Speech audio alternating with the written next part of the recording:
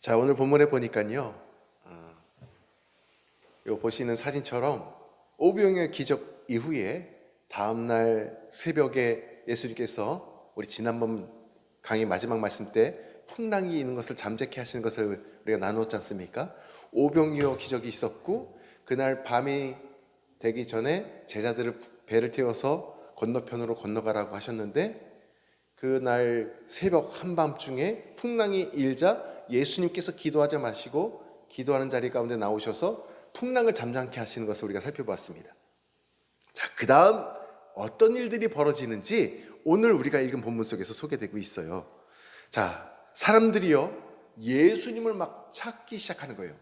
찾기 시작합니다. 요한복음 6장 22절 말씀을 제가 한번 다시 읽어드릴게요. 이튿날 바다 건너편에 서 있던 무리가 배 한 척 외에 다른 배가 거기 없는 것과 또 어제 예수께서 제자들과 함께 그 배에 오르지 아니하시고 제자들만 이렇게 보내는 것을 그들이 봤다는 거죠.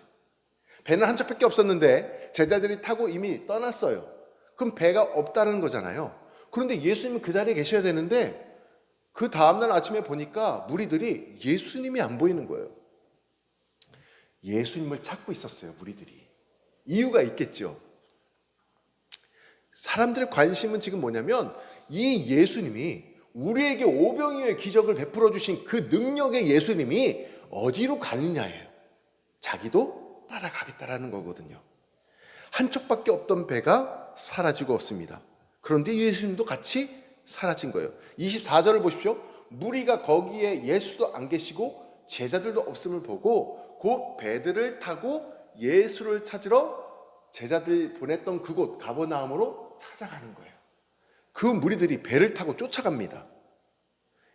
오늘날로 얘기하면 관광버스를 대절해가지고 급히 예수님이 간 곳을 쫓아가는 거예요. 소동이 벌어졌습니다. 분명히 예수님께서 혼자 계셔야 되는데 안 계시니까. 자, 이렇게 한밤중에 풍랑이 이자 예수님께서 제자들을 구원하시느라 그곳을 떠난 것을 그 사람들은 알지 못하는 것이 당연하겠죠. 자, 그 다음에 결국은 이 가버나움으로 건너간 이 무리들이 이 관광버스에서 다 내려가지고 계속해서 수소문해가지고 결국 예수님을 찾아요. 그 다음에 어떻게 질문하는지 아십니까? 그게 25절 말씀이에요. 자, 25절 보십시오. 바다 건너편에서 만나 랍비여, 선생님이여, 언제 여기 오셨나이까? 라고 질문을 딱 합니다. 자, 그러자 예수님을 놓칠까봐 전전긍긍하는 이 무리들의 모습을 우리가 보게 되는 거예요. 이 열심하고 이 열정은 귀한 것으로 우리가 보이게 됩니다. 그런데 문제가 있어요. 이들이 왜 예수님을 지금 찾고 있느냐 이거죠. 그 동기가 무엇이냐 이거죠. 자, 예수님께서 26절에 이렇게 말씀하십니다. 예수께서 대답하십니다. 아까 그 질문에 이르시되 내가 진실로 진실로 너희에게 이르노니 너희가 나를 찾는 것은 표적을 본 까닭이 아니요 떡을 먹고 배부른 까닭이로다. 야, 여기서 예수님께서 핵심을 꼭 집었어요. 표적이라고 말씀하십니다. 너희들이 내가 베풀었던 기적과 표적을 보고 날 찾는 게 아니고 너희들이 오병이어 기적을 통해서 먹고 배불렀기 때문에 또 배부르기 위해서 육신의 양식을 또 구하기 위해서 나를 찾고 있구나 말을 하고 계십니다. 제가 표적은 계속해서 반복적으로 말씀드렸어요. 표적은 사인이라고 했습니다. 요한복음에 등장하고 있는 7가지의 표적은 뭔가를 가리키고 있다고 말씀을 드렸죠. 그게 뭐예요? 예수 그리스도는 하나님의 아들이 되신다라는 것을 우리에게 지금 들려주고 있잖아요. 오병이의 기적이 무엇을 얘기합니까? 그 기적을 베푸신 분은 하나님의 아들이라는 것을 우리에게 들려주고 있어요. 그 기적을 베푸신 분은 하나님의 아들이시자 저기에서 지금 말씀하고 있는 생명의 양식이 된다라는 거예요. 먹으면 영원히 배가 고프지 않는 영원한 양식이 되신다라는 거예요. 그것을 얘기해주고 있는데 그 쫓는 무리들이 깨닫지 못했다는 거죠.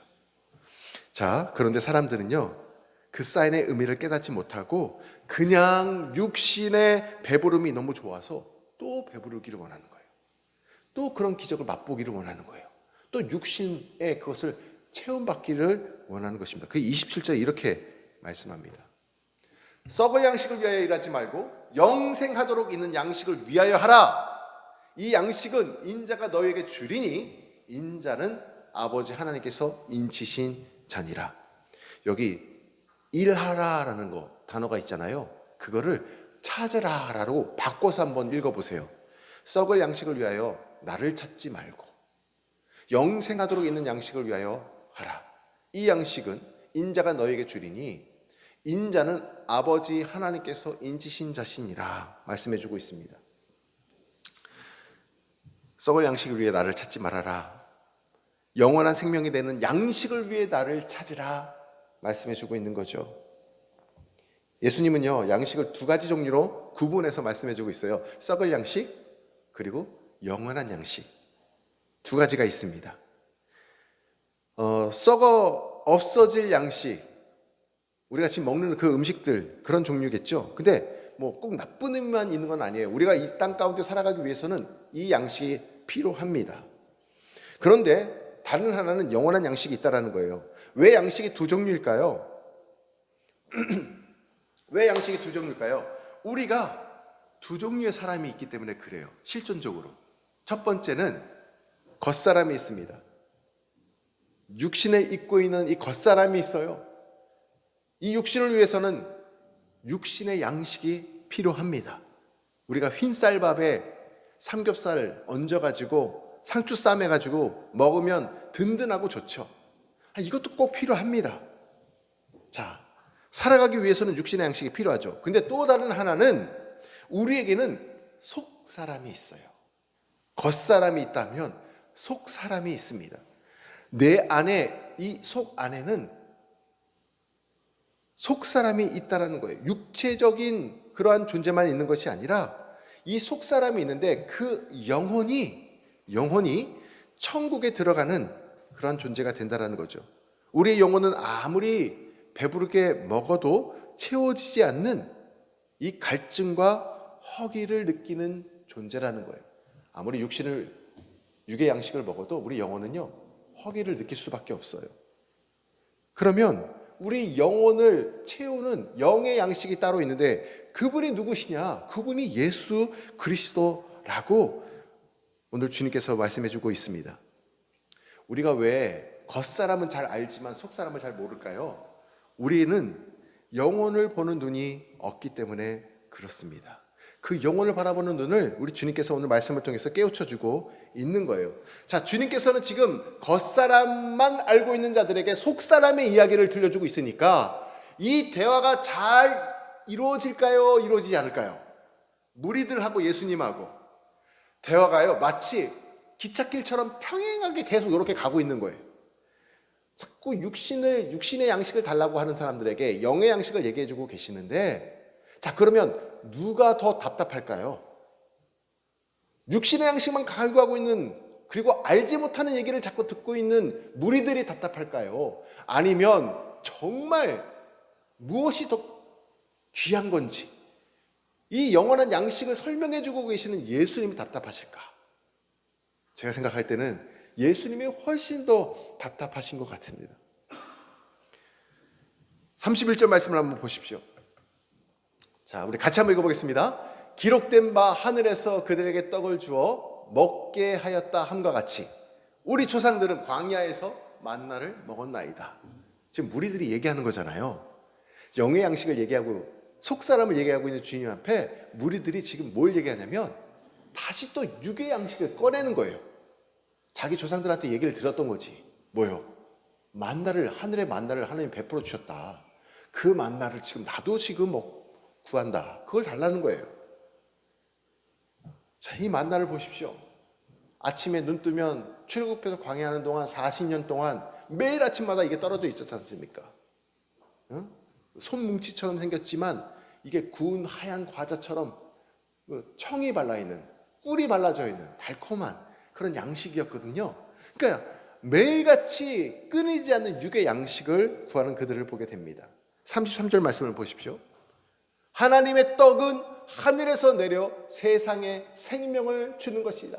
얘들아, 육신을 채우는 게 아니야. 생명을 너희들에게 주는 것이야. 그랬더니 34절에 무리들이 그럼 그 떡을 달라고 이야기를 합니다. 34절에. 그렇게 35절에 예수님께서 이렇게 답을 하시죠. 예수께서 이르시되 나는 생명의 떡이니 내게 오는 자는 결코 줄이지 아니할 터이요 나를 믿는 자는 영원히 목마르지 아니하리라. 아멘. 영원히 목마르지 아니하리라. 나는 누구래요? 생명의 떡이다. 직접 친히 본인이 어떤 존재인지를 밝히 설명해 주고 계십니다. 그런데 무리들이 이걸 이해했을까요? 못했을까요? 그럼에도 이해하지 못합니다. 자, 그러면서 41절에 그들의 반응이 우리가 오늘은 다루지 않았지만 다음 주에 다루게 되잖아요. 41절에 그들의 반응이 뭐냐면 예수님의 이 설교를 듣고도 이 가르침을 받고도 깨닫지 못합니다. 부족한 제가 말씀을 전할 때 많이 부족한 걸 느끼거든요. 근데 전능하신 말씀 자체이신 예수님이 설교해 주시고 설명하는데도 가르치는데도 깨닫지 못하는 자들이 이렇게 많이 있다는 거예요. 정말 안타깝지 않습니까? 그러면서 그들이 수근거리기 시작하는데 뭐라고 얘기하는지 아세요? 41절 이 후반부에 예수님을 향해 이렇게 얘기합니다. 자기가 무슨 생명의 떡이라고? 이거 말도 안 돼. 내가 어릴 적에 그가 자라온 배경을 다 알고 있는데 요셉의 아들이잖아. 우리가 다 알고 있어. 이런 말이 그 후반부에 등장을 합니다. 예수님과 무리들이 지금 서로 대화가 안 되고 있음을 우리가 보게 되는 거죠. 이 엇갈린 대화를 통해서 예수님이 얼마나 답답해 하셨을까 생각해 보게 되었어요. 왜냐하면 이 무리들은 지금 눈에 보이는 세계만 알고 있고 우리 속사람, 눈에 보이지 않는 영혼에 대한 영혼의 세계, 영혼의 양식은 전혀 모르고 있기 때문에 그렇습니다. 성경에는요, 우리가 얼마나 살지 연수에 대해서 설명해 주고 있는 게 있어요. 보십시오. 시편 90편 10절 말씀에 우리의 연수가 70이요 강건하면 80이라 이야기합니다. 요즘은 의술이 발달되어 가지고 백수하는 시대까지는 되었잖아요. 그런데 우리가 기껏 살아봤자 100년 인생을 더 이상 못 삽니다. 그런데 창조주요 구원자 되시는 예수님은 지금 영원한 세계를 보고 이야기해 주고 계시는 거예요. 예수님을 진정으로 만나야 영원한 생명을 너희들이 만나게 된다. 들려주고 계시는 거예요. 사람들은 자꾸 육신의 양식만 이야기하니까 예수님이 많이 답답하셨을 거예요. 여러분, 이런 답답함을 혹시 느껴본 적 계십니까? 제가 부족하지만 영혼의 양식을 들려주고 있는데 그것을 받는 사람이 전혀 딴 얘기를 하는 거예요. 자기는 육신의 양식이 그것만으로도 만족한다라는 거예요. 제가 전에 사역지에서 전도대 사역을 같이 섬길 수 있는 기회가 있었어요. 신도림역에 나가가지고 전도대원들, 우리 권사님, 지사님들과 함께 전도 부스를 딱 펼쳐놓고 역 안에서 전도를 시작했습니다. 근데 전도를 시작한 지 얼마 안 돼서 한 중년 남성이 다가오더니 갑자기 우리 부스를 발로 확 차버리는 거예요. 부스가 저리 날아가 버렸어요. 전도 물품이 다 흩어졌어요. 사람들 보는 앞에서 우리들 향해 손가락질합니다. 왜 여기서 전도하냐고. 쓸데없는 짓 하지 말라고. 그렇게 뭐 맞서 싸울 수가 있겠습니까? 그 얘기를 다 들어주고 그래도 우리 형제님 꼭 예수님 맞고 천국 가시라고, 예수님 만나시고 천국 가시라고 우리에게 막 고함을 지르고 돌아가는 그 뒷면을 향해서 그렇게 얘기를 해드렸어요. 그것만이 아니에요. 길거리에서 똑같이 노방전도를 하고 있는데 바로 제 옆에 권사님이 계셨고 저 목사인 제가 옆에 서 있었어요. 그리고 전도지를 나눠주면서 전도를 하는데 어떤 여인이 갑자기 한 중년 여인이 찾아오더니 전도지를 받는 척해요. 권사님에게. 제 바로 앞에서 전도지를 받는 척하면서 고개를 싹 들더니 그 권사님의 얼굴에다가 침을 뱉는 거예요. 권사님이 깜짝 놀랐어요. 아무런 말도 안 하고 그냥 침을 탁 태뱉고 재수없다고 그러면서 탁 가시는 거예요. 저희가 쫓아갔어요. 왜 그러시냐? 도대체 왜 그러시냐? 뭐 더 이상 할 수가 있겠습니까? 그런데 또 오더니 얼굴에다 또 침을 뱉으려고 하시는 거예요. 그래서 제가 그 권사님의 옆으로 피해 드렸어요. 그리고는 옆에 건물로 들어가시더니 안 나타나시더라고요. 여러분, 우리가 복음을 전할 때에 예수님께서 지금 이렇게 경험하시는 답답함 우리도 경험하게 됩니다. 어쩌면 예수님을 위해서 우리가 핍박을 받을 수도 있어요. 그런데 그 감정을 주님께서는 다 감수하시고 다 품으시고 그들을 향해서 끝까지 복음을 들려주고 계시는 것을 우리가 보게 됩니다. 저들이 어떤 삶입니까? 육신의 눈으로는 아무것도 문제가 없이 살아가는 것 같지만 영의 눈으로 바라볼 때는 너무나 불쌍한 존재이고 국리를 여겨야 될 존재라는 것이죠. 그래서 사도 바울은 이렇게 말합니다. 고린도 후서 4장 18절 말씀인데 우리 같이 한번 읽어보겠습니다. 우리가 주목하는 것은 보이는 것이 아니요 보이지 않는 것이니 보이는 것은 잠깐이요 보이지 않는 것은 영원함이라. 아멘. 자, 우리가 예수님을 인격적으로 만나지 않으면, 우리 자녀가 생명의 양식 되시는 예수님을 만나지 않으면, 그분을 믿지 않으면 우리 영혼에 늘 영적인 목마름이 있어요. 채워지지 않는 갈증이 있습니다. 그러면 우리 마음에 평안이 없어요. 참된 평안이 찾아올 수가 없습니다. 그렇기 때문에 저와 여러분들 꼭 예수님을 만나시기를 간절히 소망합니다. 특히 우리 자녀들, 그리고 이곳에 있지 않더라도 지금 다른 곳에서 삶을 영위하고 있는 우리 자녀들 꼭 예수님을 만나는 은혜가 있기를 소망합니다. 예수님을 믿어야 영원한 천국, 영원한 생명을 선물로 받게 되기 때문에 그렇습니다. 예수님을 믿으면요 행복해집니다. 그 행복은요 세상이 줄 수 없는 행복이에요. 세상이 감당할 수 없는 사람이 되는 것입니다. 우리가 예배 특별 집회 때 보면은 이렇게 앞에 나와 성도들이 간증을 하시잖아요. 그런 기회가 있습니다. 우리도 있기를 바라요. 그런데 이런 말씀들을 많이 하십니다. 내가 예수 믿고 나니까 하나님께서 이런 복을 주셨습니다. 예를 들어서 좋은 대학을 가게 하셨습니다. 사업의 지경을 넓혀주셨습니다. 승진하게 하셨습니다. 좋은 동역자들을 붙여주셨습니다. 질병을 낫게 하셨습니다. 자, 이런 간증들 너무나 귀한 것이고 꼭 필요한 것입니다. 그런데요, 이러한 간증들 내용들을 면밀히 살펴보면 무엇에 필요한 것들이에요? 우리 육신에 필요한 것들이에요. 그렇잖아요. 영원한 것들도 구해야 되지 않겠습니까? 육신에 필요한 것들도 소중해요. 그것도 하나님께서 복을 통해서 우리에게 채워주십니다. 그것도 삶의 간증이 충분히 돼요. 그런데 그것만 해서는 안 되고 플러스 알파가 있어야죠. 그게 뭐예요?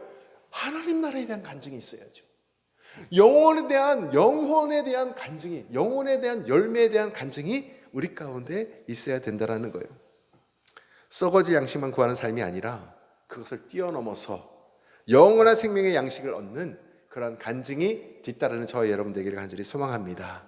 자, 그런 삶이 누구였어요? 그런 간증이 누구였습니까?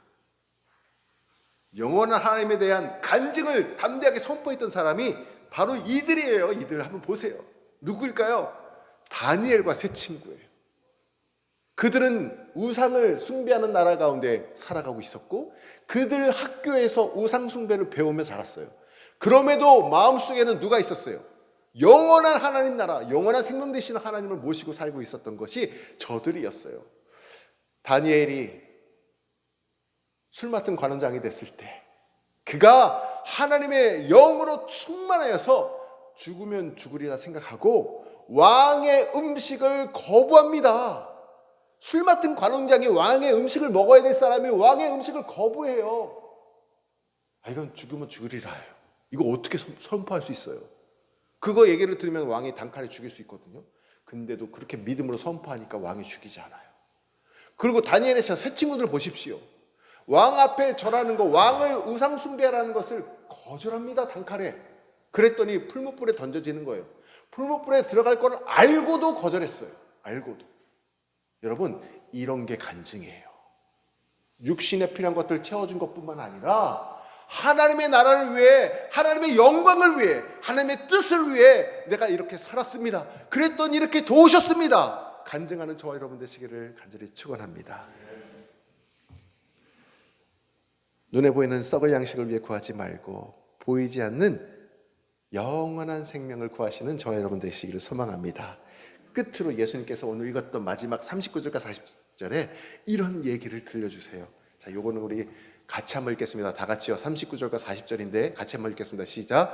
나를 보내신 이의 뜻은 내게 주신 자 중에 내가 하나도 잃어버리지 아니하고 마지막 날에 다시 살리는 이것이니라. 자, 나를 보내신 뜻이 있대요.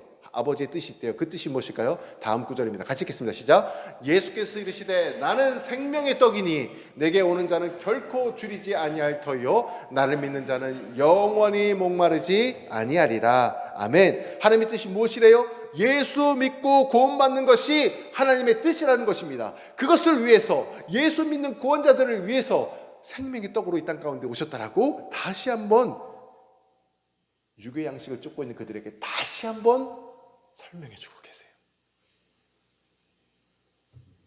우리가 살면서요 5천만 대한민국 인구를 다 만나지 못합니다. 그렇잖아요? 다 만날 수가 없어요. 우리가 45만 파주 시민을 다 만나지도 못합니다. 그런데 하나님께서 만나시게 하는 영혼들이 우리 삶 속에 있어요. 내일 당장 일주일 시작할 때에 직장에서 일터에서 만나는 사람들이 있어요. 당장 학교에 가면 내 친구들을 만나게 되고 선생님을 만나게 됩니다. 하나님 붙여주신 거예요. 할렐루야. 그들에게 영원한 생명의 양식을 전하는 저와 여러분 되시기를 소망합니다. 그들에게 내가 만난 예수 그리스도 그 구원의 은혜와 감격을 그리고 내가 체험한 기도의 응답들을 전하는 저와 여러분 되시기를 주님의 이름으로 축원합니다. 기도하겠습니다.